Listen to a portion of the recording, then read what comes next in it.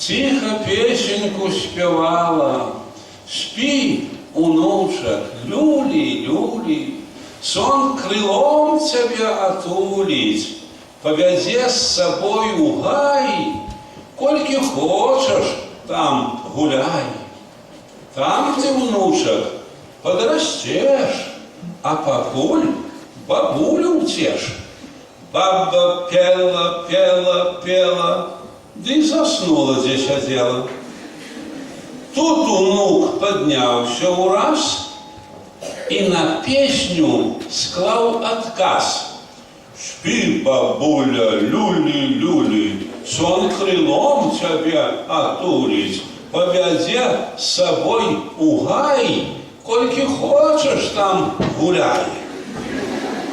Там ты, баба, подрастешь, а покуль внука утешь. Спи, бабуля, дозволяю, я ж пойду и погуляю.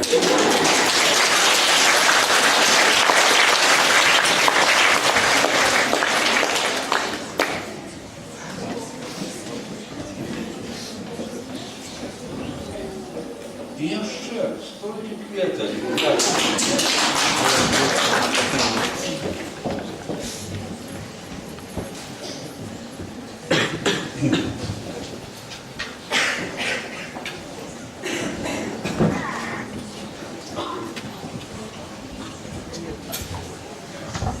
Видать, буде справедливо, я прочитаю два вірші, так чи інакше, ну, зв'язані з Лагойщиною. І не тільки, а, ну,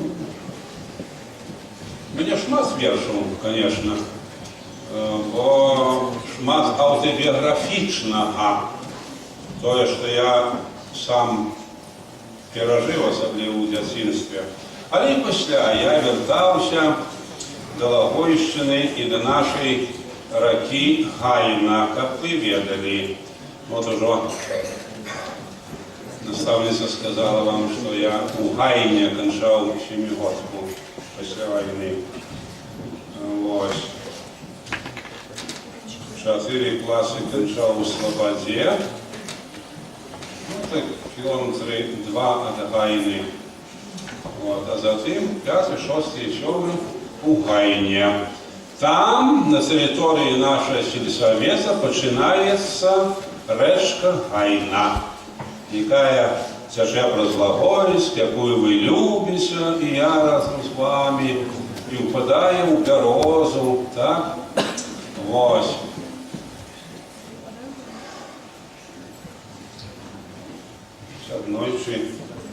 Однойчі у думках про те, як треба нам, дітям, людям Лагойської землі, шанувати свій край і все те, чим він славиться, чим він відомий. Я написав вірш про, давно написаний, більше за 40 років назад, тепер многое помінялося, про купальня на Лагойщині, про купальську ніч на Лагойщині. Великий жаль, тоді ще не святкувалося. Після, я думаю, почали святкувати тут же в Лагойському парку. Ось такий вірш. Ах, якая над Гайною купальська ночь! В самый раз бы шукать кветку папороть, в самый раз заплетать лизутенью в венок, в самый раз белый корень выкапывать, дыни гуку над Гайной под темным шатром, только зорки, як вошки купаліни, деви, хлопці, дівчати, чому за шагом над ракою огні не запалені? Розкладайте, палите купальня огні, не за тим, як ускресла минувщина, а как лепію бачить наступні дні. да витоков душой докранувшися. Раскладайте огни, хай плывут по роце, може у зырким святле их вы угледите постать Янки Купалы с кийком у руце. Запросите его присуседиться, и он вас, певно, попросить калину спевать, и, напевно, от слез не стримается, скажа: ах же, якое купальника у вас, ах, якую вы спадщину маете.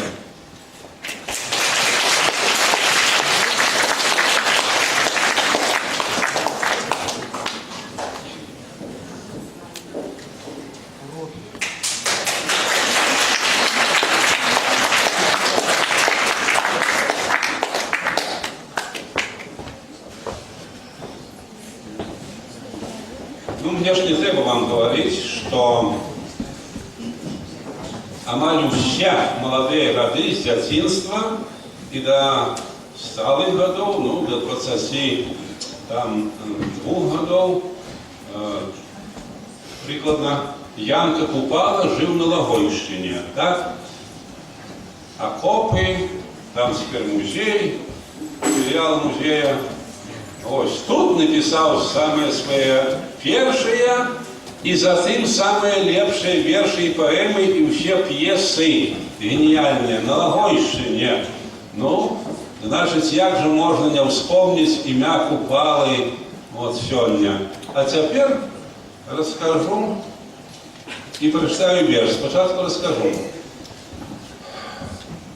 Видите, еще у самом початку 60-х годов, я был молодой человек, я приезжал в Логойск натурально, ну, бога я сотни разов приезжал, бо когда учился в Минску, автобусы не ходили, я в Логойску садился на попутную машину, ехал в Минск каждый раз, так, и назад приезжал в Логойск, в Логойску пешешком до Слободы.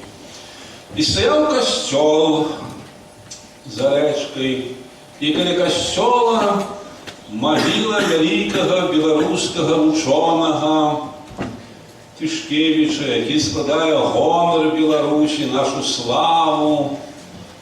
Одно з самих славутих імен у білоруській науці, яке заучив етнографії. Ваш Тишкевич. Ну, тут был палац графу Тишкевичу.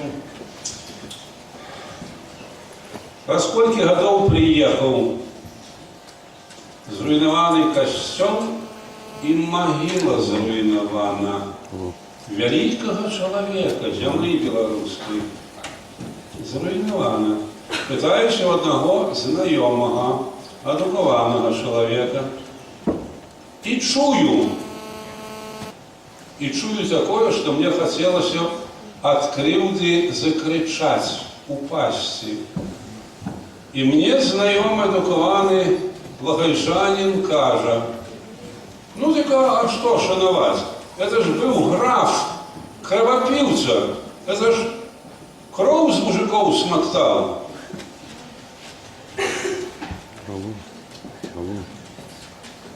Это был один из самых черных моментов в моем жизни.